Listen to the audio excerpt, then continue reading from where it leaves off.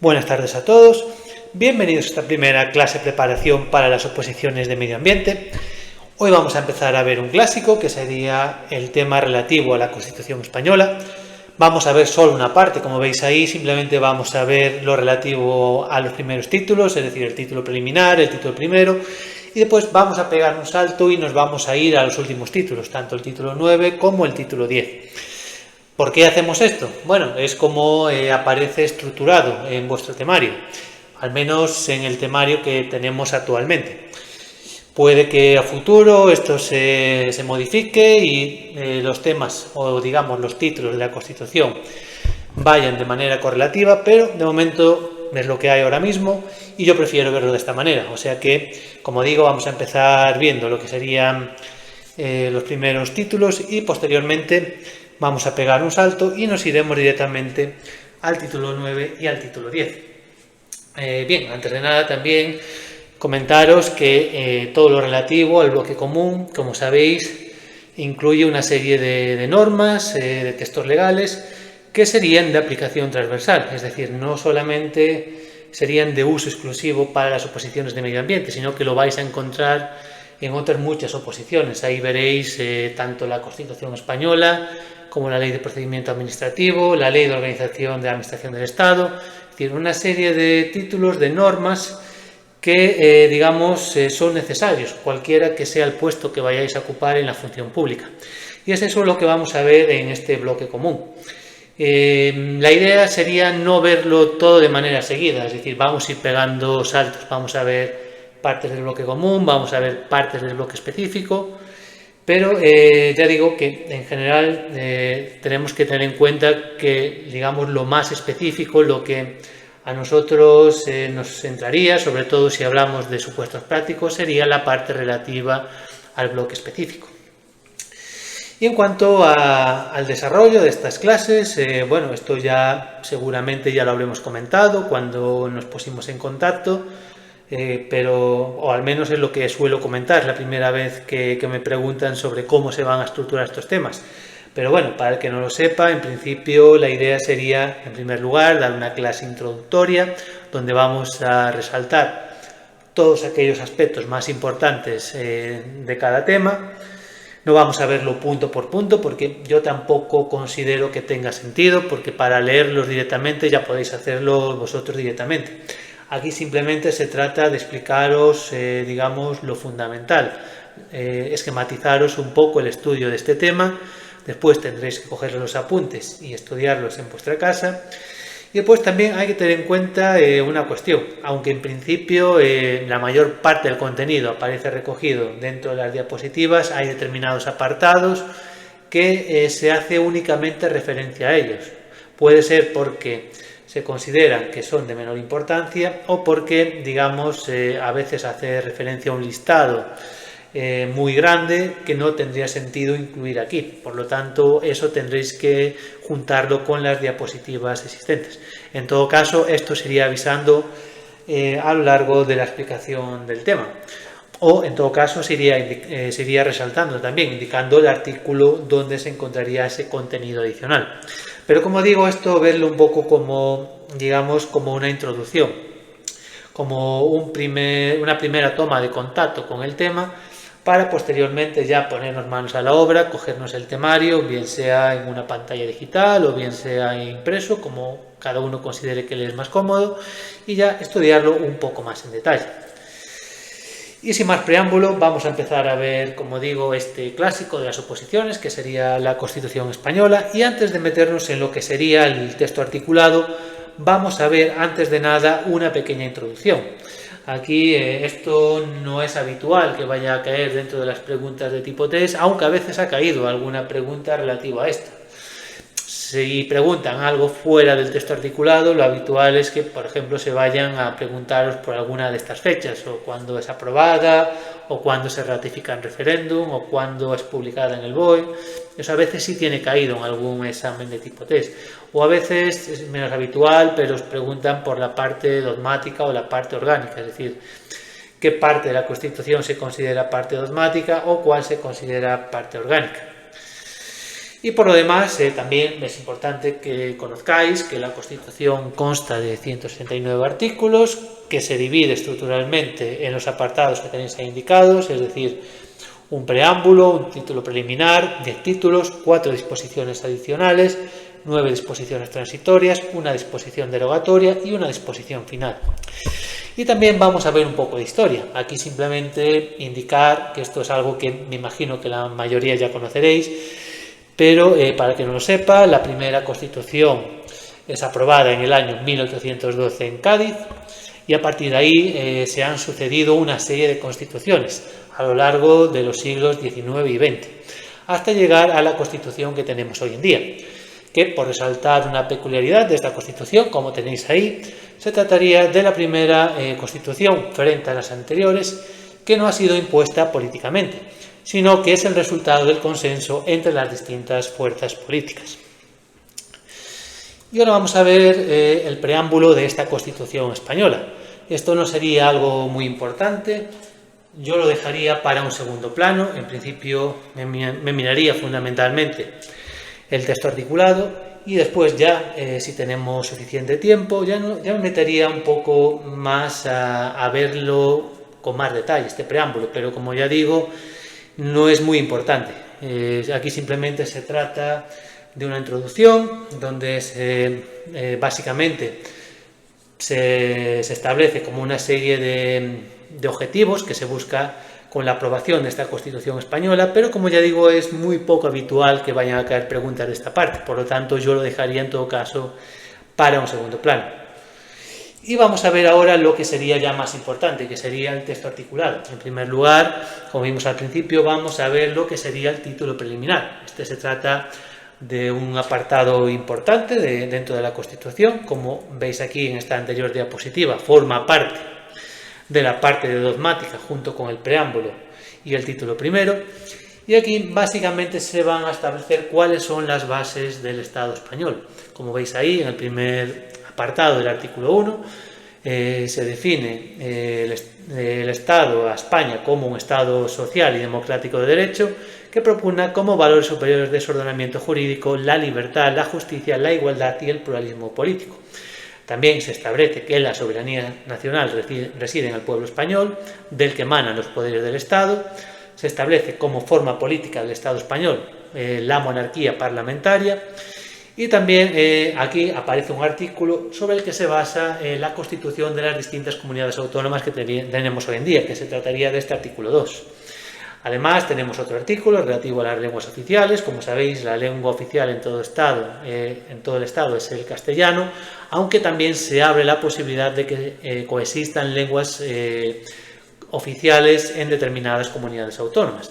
También se establece cuál sería la bandera del Estado y cuál sería la capital, que como todos sabéis, pues estaría en la ciudad de Madrid. También dentro de este título preliminar va a determinarse cuáles son las características que van a tener que reunir los distintos partidos políticos. Como veis ahí, una cosa importante es que su estructura interna y funcionamiento debe ser democrático. También se van a establecer cuáles son las características que van a tener que reunir los distintos sindicatos de trabajadores y asociaciones empresariales, que al igual que en el caso anterior también van a tener una estructura interna y un funcionamiento democrático. Se establece cuál es el objetivo del Ejército y las Fuerzas Armadas. Y aquí un aspecto importante es el que os aparece aquí resaltado en negrita. Es decir, cuando hablamos de una ley, no hablamos simplemente, digamos, de un ente monolítico, sino que la ley puede ser de diferentes tipos. Esto es algo que vamos a ver un poquito más adelante, pero quedaros con la idea de que tenemos leyes de distintos tipos. Tenemos leyes a secas, leyes orgánicas, decretos leyes, leyes de bases. En el caso de la norma que regule la organización y funcionamiento del Ejército y las Fuerzas Armadas, como veis aquí, debería ser una ley orgánica. Y por último, dentro de este título preliminar aparecen recogidos una serie de principios que van a ser garantizados por parte de la Constitución en cualquier tipo de norma que se pueda aprobar con posterioridad y que incluyen el principio de legalidad, la jerarquía normativa, la publicidad de las normas, la irretroactividad de las disposiciones sancionadoras no favorables o restrictivas de derechos individuales, la seguridad jurídica, la responsabilidad y la interdicción de la arbitrariedad de los poderes públicos. Todos ellos serían principios que aparecerían garantizados dentro de la propia Constitución española.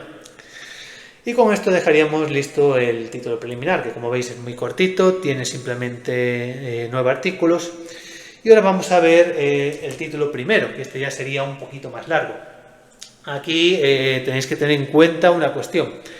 Vamos a ver una serie de derechos y deberes de los ciudadanos, y aquí un aspecto importante cuando hablamos de todos estos derechos que aparecen recogidos dentro de la Constitución es el de determinar cuál sería su integración dentro de la estructura existente. Es decir, vamos a tener unos derechos más importantes que otros.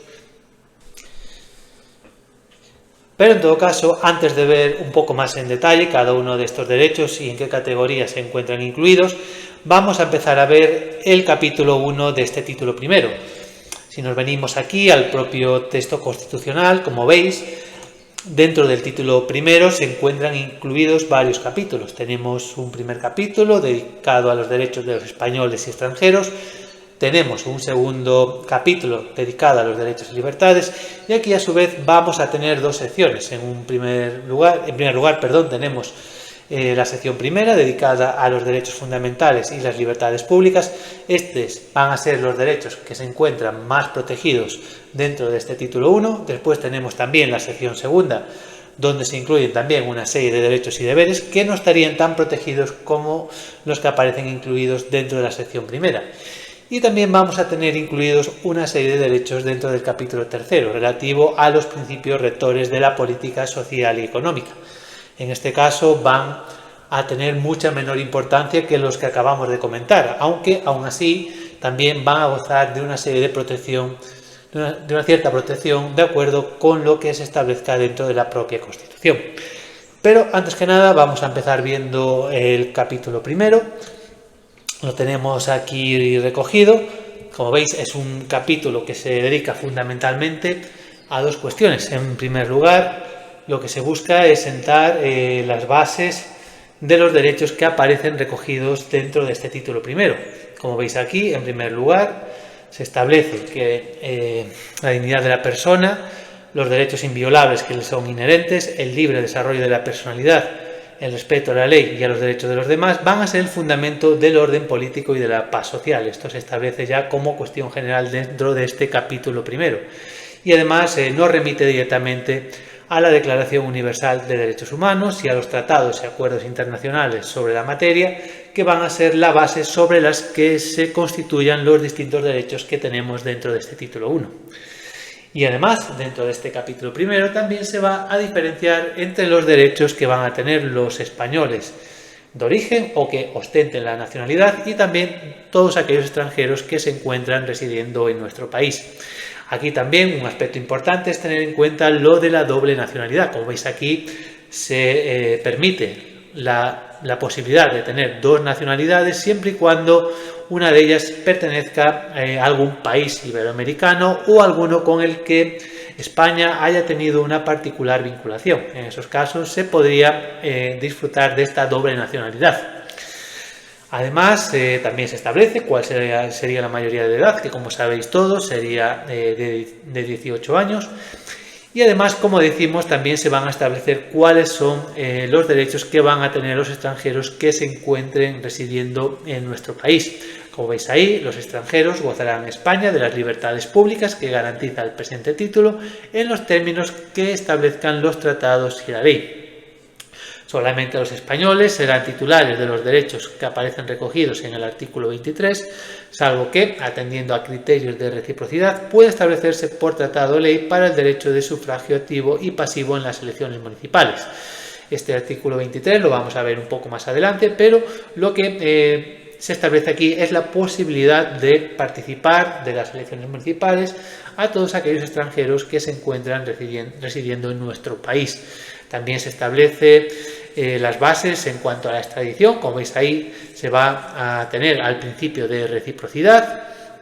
Y también, como veis ahí, la ley establecerá los términos en que los ciudadanos de otros países y los apátridas puedan gozar del derecho de asilo en España. Esto sería lo relativo a este capítulo primero de este título 1. Y ahora vamos a ver todos aquellos derechos y deberes que se encuentran recogidos dentro del capítulo 2. En primer lugar, tenemos que destacar por encima de todo aquellos que se encuentran dentro de la sección primera, que como decimos son los que gozan de una mayor protección. Son todos aquellos que os aparecen aquí resaltados en azul. Después tendríamos aquellos que tendrían una menor importancia, que os aparecen aquí destacados en ocre, los relativos a la sección segunda, y después por último tendríamos los principios rectores de la política social y económica, que os aparecen aquí resaltados en naranja. Estos son los que menos protegidos estarían por parte de la Constitución. De hecho, como su propio nombre indica, serían principios rectores a los que deberían atenerse los poderes públicos. Es decir, no serían, bueno, serían derechos, sí, pero como decimos, básicamente esto establece una hoja de ruta, es decir, cuáles serían los objetivos a conseguir a futuro, mientras que los que comentamos que se encuentran incluidos dentro de la sección 1 o de la sección 2 ya se encuentran directamente garantizados por la propia Constitución. Y como veis aquí, si nos venimos a esta diapositiva, los derechos y libertades del capítulo 2, es decir, tal y como vimos hace un momento, los que aparecen incluidos dentro de la sección 1 y de la sección 2, como veis aquí, van a vincular a todos los poderes públicos, lo que incluye el artículo 14, que como veis ahí indicado no está dentro de la sección primera, pero sí del capítulo segundo. También incluye los derechos fundamentales y libertades públicas, es decir, la sección primera del capítulo segundo. Tenemos también los derechos y deberes de los ciudadanos, que sería la sección segunda del capítulo segundo. Son todos estos derechos que aparecen resaltados en color ocre. Y todo este conjunto va a vincular a los poderes públicos. También, como veis ahí, solo por ley, que en todo caso deberá respetar su contenido esencial, podrá regularse el ejercicio de tales derechos y libertades, es decir, el desarrollo de todos estos derechos que aparecen recogidos en la Constitución va a tener que hacerse por ley.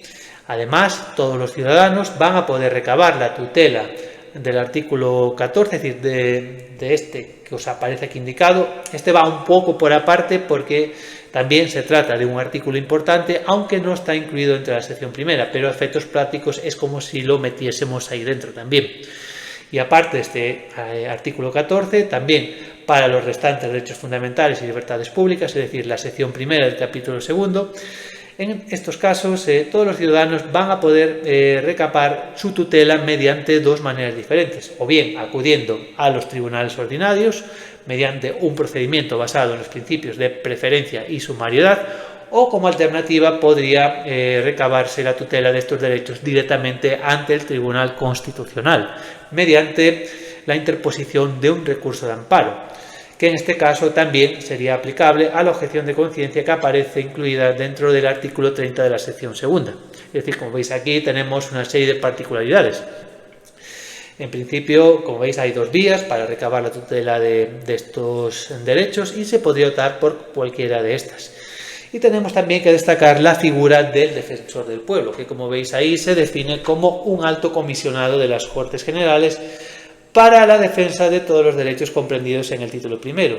Seguramente os sonará la figura del defensor del pueblo, de verlo en prensa o en la televisión, que sale a veces. Hay gente que no tiene muy claro cuáles serían sus funciones y, como veis aquí, están perfectamente definidas dentro de la Constitución. Es decir, su objetivo sería básicamente garantizar que se cumplan todos los derechos que aparecen recogidos dentro del título primero. De esta manera estaría capacitado incluso para supervisar la actividad de la Administración y tendría que dar cuenta de toda su actividad a las Cortes Generales. Como decíamos antes, las leyes son de diversos tipos y en este caso toda la institución del defensor del pueblo va a estar regulado mediante ley orgánica. Bien, si nos vamos directamente a ver todos estos derechos que comentábamos, en primer lugar tenemos los incluidos dentro de la sección primera, a los que sumamos el artículo 14, que como dijimos no se encuentra incluido dentro de la sección primera, pero a efectos de protección podemos meterlo aquí también. Aquí, como veis, aparecen una serie de derechos, no vamos a ir viéndolos uno por uno. Esto lo que tendréis que hacer es mirarlo con calma una vez que ya tengáis una idea general de cómo está estructurada todo este contenido, todo este título primero. Y también aquí debéis tener en cuenta que en este sentido va a haber una serie de derechos que van a poder ser suspendidos. Esto lo vamos a ver un poquito más adelante cuando hablemos de los estados de alarma, de excepción y de sitio, pero también de todos estos que veis ahí también vais a tener que vincularlos y decir, pues esto se puede suspender o no. En definitiva, lo que tenéis que hacer es mirarlo bien con calma. Se encuentran incluidos una serie de derechos fundamentales que yo entiendo que son fáciles de asociar. Es decir, aquí tenemos, por ejemplo, la igualdad ante la ley, el derecho a la vida y a la integridad física y moral, la libertad ideológica y religiosa, el derecho a la libertad y a la seguridad, el derecho a una detención preventiva que no podría durar más del plazo necesario, que en todo caso no será superior a 72 horas, el derecho al honor, el derecho a la intimidad personal y familiar. Como veis, se tratan de derechos muy fundamentales que se encuentran muy protegidos, son los más protegidos dentro de este título primero. Aquí también tenemos alguno más, por ejemplo, el relativo al derecho a elegir libremente la residencia y a circular por el territorio nacional, el derecho de reunión pacífico y sin armas, el derecho de asociación, todos ellos derechos incluidos dentro de la sección primera que gozan de la mayor protección dentro de los que se encuentran en el título 1. Y a mayores también tenemos los que se encuentran incluidos dentro de la sección segunda, que también se encuentran protegidos por parte de la Constitución, pero como vimos hace un momento ya empieza a haber una serie de diferencias. Aquí, como veis, para recabar la tutela de estos derechos podemos acudir a los tribunales ordinarios o incluso al Tribunal Constitucional, pero solo si hablamos de aquellos incluidos en la sección primera del capítulo segundo o si hablamos del artículo 14. Si hablamos de estos derechos que aparecen recogidos dentro de la sección segunda, también van a estar protegidos por parte de la Constitución, pero como veis no tienen la misma calidad de protección que los que acabamos de ver ahora mismo. Es decir, están ahí, tienen que ser respetados, pero se encuentran por abajo en cuanto a importancia con respecto a estos que acabamos de ver. Aquí se encuentran, por ejemplo, el derecho y el deber de defender a España, también el derecho a contraer matrimonio, el derecho a la propiedad privada y a la herencia, una serie de derechos que se consideran de menor importancia que los que acabamos de ver ahora. Bien, a continuación tenemos aquí indicados una serie de derechos de los que vimos previamente que podrían ser suspendidos en determinados casos. Tal y como aparece recogido en la Constitución, tenemos tres estados excepcionales, que serían el estado de alarma, el estado de excepción y el estado de sitio. Solo en dos de ellos, en el estado de excepción o en el estado de sitio, se podrían suspender determinados derechos y libertades. Mientras que cuando hablamos de un estado de alarma, en ese caso, en principio, no podría ser posible la suspensión de alguno de estos derechos. Todos aquellos que son susceptibles de suspensión son los que os aparecen aquí indicados. El artículo 17, el artículo 18, apartados 2 y 3, el artículo 19, determinados apartados del artículo 20, artículo 21, el apartado 2 del artículo 28 y el apartado 2 del artículo 37. Todos ellos podrían ser susceptibles de suspensión. Hay que tener en cuenta una cuestión. Cuando hablamos del apartado 3 del artículo 17, solamente podría ser suspendido en caso de un estado de sitio. Y además tenemos el caso de la investigación de bandas armadas o elementos terroristas. En estos casos, aun cuando no estemos dentro de un estado de excepción o de sitio, podría, mediante ley orgánica, de forma individual y con la necesaria intervención judicial y el adecuado control parlamentario, llevarse a cabo una suspensión de los derechos que aparecen reconocidos dentro del apartado 2 del artículo 17 y dentro de los apartados 2 y 3 del artículo 18, los cuales, como veis ahí, pueden ser suspendidos para personas determinadas con relación a las investigaciones correspondientes en cuanto a la actuación de bandas armadas o elementos terroristas. Y aquí hay que tener en cuenta que una utilización injustificada o abusiva de esta suspensión de estos derechos da lugar a una responsabilidad penal como violación de los derechos y libertades reconocidos por las leyes. Bien, ya vimos con esto la sección primera y la sección segunda del capítulo 2. Ahí miraos con calma cada uno de estos derechos. También lo vamos a trabajar con los test. Y ahora vamos a ver el capítulo tercero, donde aparecen los principios rectores de la política social económica. Como decimos, en cuanto a escalafón de importancia, esto estaría por abajo de todo, por abajo de los derechos y deberes recogidos en la sección segunda y de los derechos fundamentales y libertades públicas de la sección primera. Aquí aparecen también una serie de objetivos, como decimos, una hoja de ruta para los poderes públicos, de tal manera que aquí no se busca, digamos, fijar de manera inmediata una serie de derechos, sino que lo que se busca es alcanzar unos ciertos objetivos. Aquí, como veis, aparece un artículo que va a ser importante para nosotros, que sería el artículo 45, relativo al derecho a disfrutar de un medio ambiente adecuado para el desarrollo de la persona, así como el deber de conservarlo. Este artículo va a ser la base sobre la que se sustenten determinadas leyes medioambientales que veremos más adelante. También aparecen otros, por ejemplo, el acceso a la cultura, el derecho a la protección de la salud, también la protección social, económica y jurídica de la familia.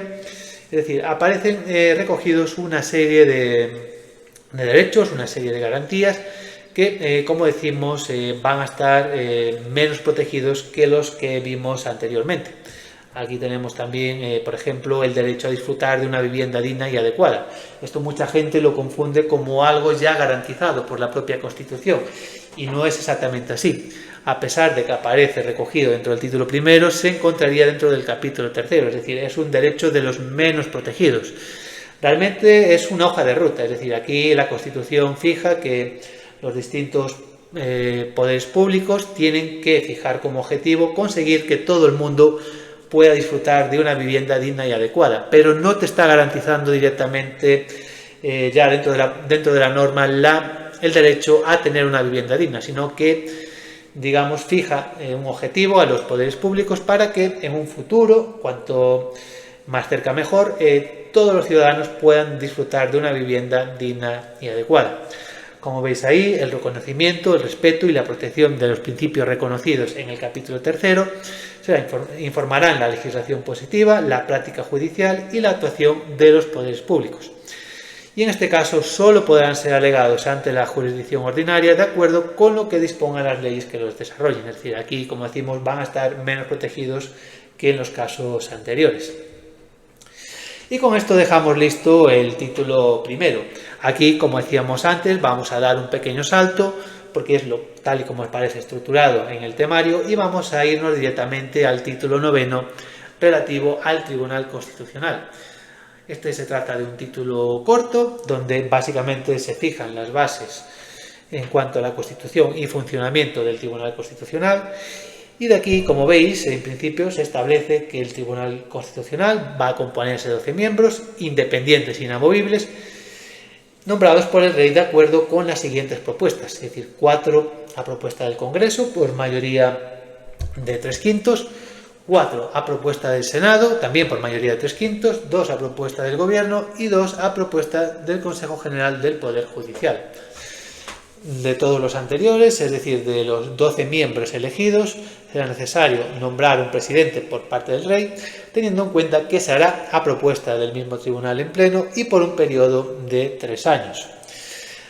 Para ser candidato a miembro del Tribunal Constitucional, sería necesario como requisito ser jurista con un mínimo de 15 años de ejercicio profesional y que pertenezca a alguno de los siguientes grupos: magistrados y fiscales, profesores de universidad, funcionarios públicos o abogados. Todos ellos se nombrarían por un periodo de 9 años y se renovarán por terceras partes cada 3. Y aquí, al igual que sucedía cuando hablábamos de las Fuerzas Armadas o del Defensor del Pueblo, va a estar regulado por una ley orgánica, de tal forma que regulará el funcionamiento del Tribunal Constitucional, el estatuto de sus miembros, el procedimiento ante el mismo y las condiciones para el ejercicio de tales acciones. Como no podía ser de otra forma, este Tribunal Constitucional va a tener jurisdicción en todo el territorio español y es competente para conocer el recurso de inconstitucionalidad contra leyes o disposiciones normativas con rango de ley, el recurso de amparo por violación de derechos fundamentales y libertades públicas, lo que comentábamos anteriormente con respecto a la sección primera del capítulo 2. También va a conocer el conflicto de competencias entre el Estado y las comunidades autónomas o entre comunidades autónomas, y también las restantes materias que le atribuirán la Constitución o las leyes orgánicas. Para presentar una impugnación ante el Tribunal Constitucional podrían hacerlo el Gobierno para impugnar las disposiciones y resoluciones adoptadas por órganos de las comunidades autónomas. En ese caso, la impugnación produciría la suspensión temporal de la disposición o resolución recurrida, debiendo el Tribunal Constitucional ratificarla o levantarla en un plazo no superior a 5 meses. Podrá interponer el recurso de inconstitucionalidad el presidente del Gobierno, el defensor del pueblo, 50 diputados o 50 senadores, o si no, los órganos ejecutivos de las comunidades autónomas y, en su caso, las asambleas del mismo. Y para interponer un recurso de amparo podría hacerlo toda persona natural o jurídica que invoque un interés legítimo, por ejemplo, amparándose en alguno de los derechos recogidos en la sección primera del capítulo segundo, también el defensor del pueblo o el Ministerio Fiscal. Mediante ley orgánica se podía reconocer personas o órganos legitimados para impugnar también ante el Tribunal Constitucional, pero esto ya tendría que hacerse de manera particular mediante ley orgánica. Además de impugnaciones, se reconoce a los órganos judiciales la potestad a plantear para todos aquellos procesos en los que tomen parte cuestiones de inconstitucionalidad en normas con rango de ley. Es decir, cualquier juez de instrucción, en el caso de que tenga dudas con respecto a la constitucionalidad de alguna norma, puede planteárselo al Tribunal Constitucional, teniendo en cuenta que será en la forma y con los efectos que establezca la ley, y en todo caso no va a tener carácter suspensivo, es decir, esa norma, esa ley va a seguir en vigor hasta que se dicte, resolución por parte del Tribunal Constitucional. Hasta que el Tribunal Constitucional dicte sentencia, en esos casos, hasta ese momento no podría suspenderse dicha norma con rango de ley. Y además, las sentencias, que antes dije resolución, pero no nos confundamos, el Tribunal dicta sentencias, las sentencias del Tribunal Constitucional serán publicadas en el Boletín Oficial del Estado con los votos particulares si los hubiera, es decir, cualquier miembro del Tribunal Constitucional va a poder presentar voto particular y tiene el valor de cosa juzgada a partir del día siguiente a su publicación, sin que quepa la posibilidad de presentar recurso. Es decir, ahí ya finaliza el procedimiento, teniendo los siguientes efectos. La declaración de inconstitucionalidad de una ley y todas las que no se limiten a la estimación subjetiva de un derecho tienen plenos efectos frente a otros, y salvo que el fallo indique otra cosa, subsistirá la vigencia de la ley en la parte no afectada por la inconstitucionalidad. Es decir, de una ley podrían suspenderse partes, no tendría por qué suspenderse todo, podríamos suspender una parte de esa ley, pero todo lo restante que no ha sido suspendido por el Tribunal Constitucional podría seguir en vigor en ese momento.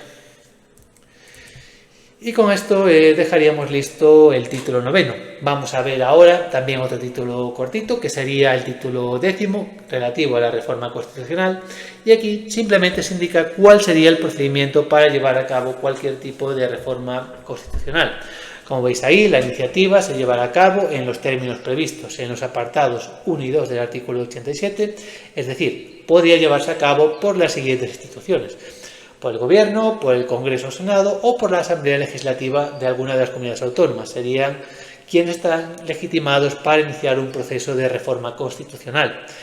Para la aprobación de un proyecto de reforma podría optarse por alguna de estas dos vías, o bien podríamos tener el caso 1, donde contemos con una mayoría de 3/5 en cada Cámara, es decir, 3/5 en el Congreso y 3/5 en el Senado. Puede darse el caso de que no hubiera acuerdo entre ambas cámaras, de tal forma que se crearía una comisión conjunta, paritaria, de congresistas y senadores, procediendo posteriormente a una votación en cada cámara.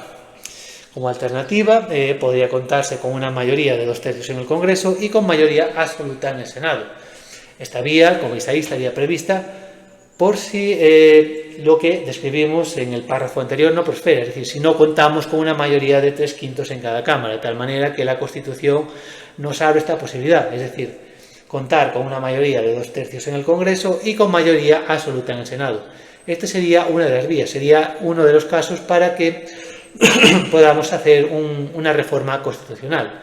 Pero también tenemos el caso 2, que tendríamos que aplicarlos cuando lo que busquemos sería una reforma total, es decir, básicamente abolir la Constitución y aprobar una nueva, o también cuando la reforma afecte al título preliminar, a la sección primera del capítulo 2 del título 1 o al título segundo, es decir, el relativo a la corona. En estos casos no valdría el procedimiento que comentamos hace un momento, sino que lo que tendríamos que reunir sería una mayoría de 2/3 en cada cámara, es decir, 2/3 del Congreso y 2/3 del Senado. Además, habría que proceder a la disolución inmediata de las Cortes, tendríamos que constituir nuevas Cortes, y estas también van a tener que aprobar por mayoría de 2/3 en cada caso. Es decir, esto se trata de un procedimiento más enfarragoso, muy difícil de que salga adelante, no solo porque necesitamos una mayoría de 2/3 en cada cámara, sino que tenemos que disolver las cámaras, convocar elecciones y que las nuevas cámaras ratifiquen también por mayoría de 2/3 esta reforma propuesta. Pero bueno, como ya digo, se trata simplemente cuando lo que buscamos es afectar a una determinada parte. Para la inmensa mayoría bastaría conseguir el procedimiento que indicábamos para el caso 1.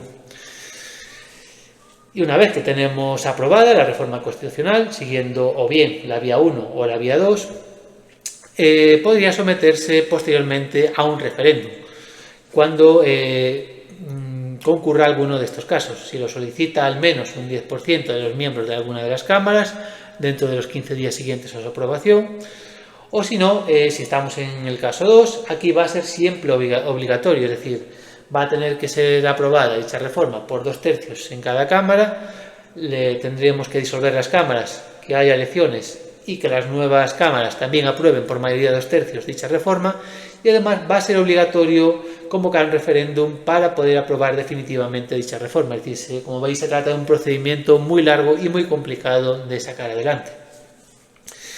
Y también existe una excepción, es decir, hay determinados casos en los que no podría llevarse a cabo una reforma constitucional, que como veis ahí se prohibiría cuando hablamos de llevar a cabo una reforma en tiempos de guerra o cuando se encuentra en vigencia el estado de alarma, el estado de excepción o el estado de sitio. En estos casos habría que posponer esta reforma constitucional hasta que finalice o bien este periodo de guerra o cuando finalice alguno de estos estados de alarma, de sitio o de excepción.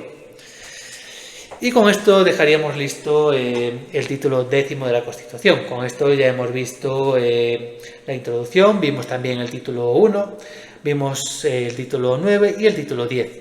Pero bueno, todavía nos queda por ver varias partes de la Constitución que, como digo, vamos a ir viéndolo de manera sucesiva en otros temas de este bloque común.